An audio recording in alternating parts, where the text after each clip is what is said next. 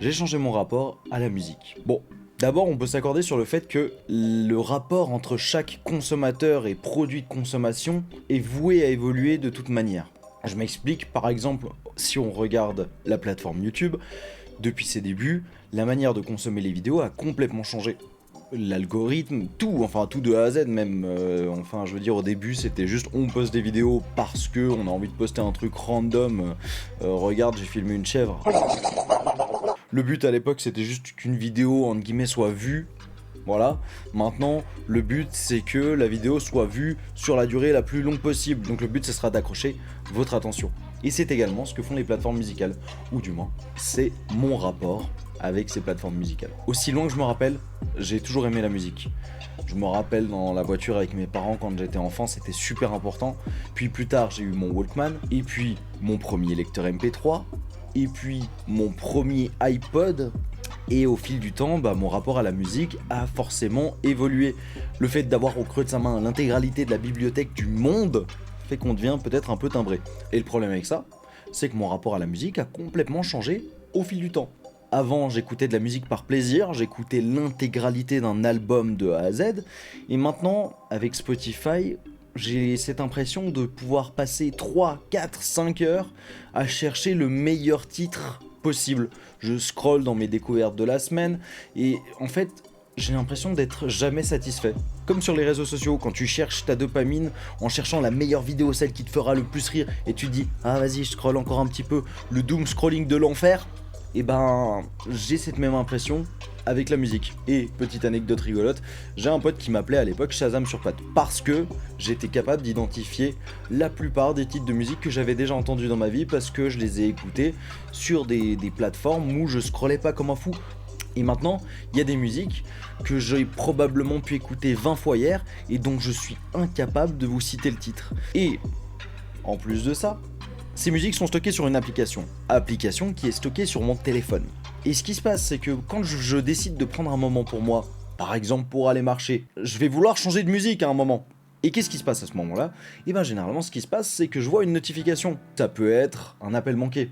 Donc je vais faire quoi ? Je vais rappeler la personne. C'est-à-dire qu'en fait, le cerveau est jamais tranquille, alors que initialement, quand j'écoute de la musique, à la base, c'est pour me détendre, c'est pour être tranquille. Donc, je me suis dit, j'ai envie d'avoir un rapport plus sain à la musique. En gros, je me suis dit, au bout d'un moment, j'ai un rapport à la musique qui ne me fait plus plaisir.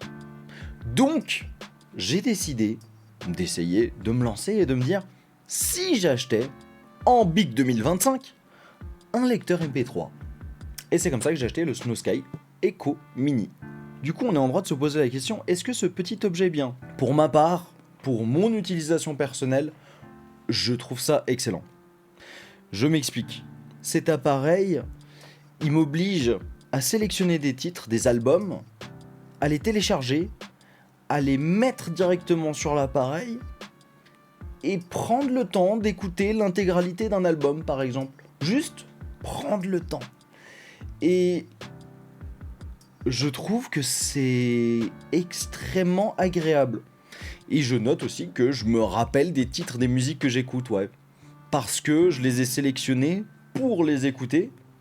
J'ai aussi le fait que je peux écouter de la musique sans être interrompu. Quand je vais me balader tranquillement et que je veux pas me prendre la tête, j'ai pas de notification. Donc je prends juste mon petit Snow Sky avec mon casque sur la tête et il y a personne qui m'interrompt. Pas d'appel, rien.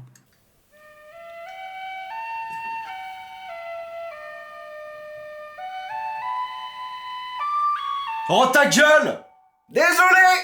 Pour faire un bref petit encart sur l'utilisation du Snow Sky, je trouve que, pour ma part en tout cas, une fois qu'on connaît les explications, c'est assez intuitif. Mais ça demande quand même une petite prise en main, sachant que l'écran n'est pas tactile. Globalement, on s'y fait, c'est plus une question de il faut s'habituer à l'utilisation du truc. Une fois que vous avez l'habitude, franchement, c'est ok. Mais ça veut pas dire pour autant que vous devez prendre un Snow Sky. Moi, perso, j'adore. Le casque, la qualité du casque, pour ce que c'est, parce que je m'attendais pas à grand chose avec ce genre de casque. Moi, je l'ai vraiment acheté un petit peu par flex, par look rétro, et même pour le Snow Sky.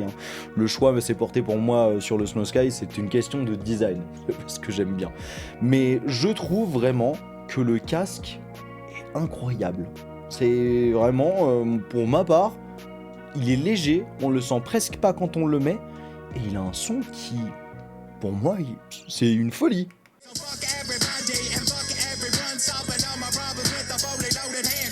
Mais ouais, pour ma part, je suis assez étonné de la qualité sonore de ce truc. Bon, et si ça sature, si la qualité est... C'est aussi parce que je l'ai enregistré sur un micro avec un casque collé sur un micro. Bref, le fait est que la qualité est vraiment bonne. Selon moi, en tout cas, j'apprécie beaucoup ce truc-là. Le plus, c'est que c'est carrément portable. Après, avec un lecteur MP3 plus petit, on pourrait faire mieux. L'écran n'est pas tactile.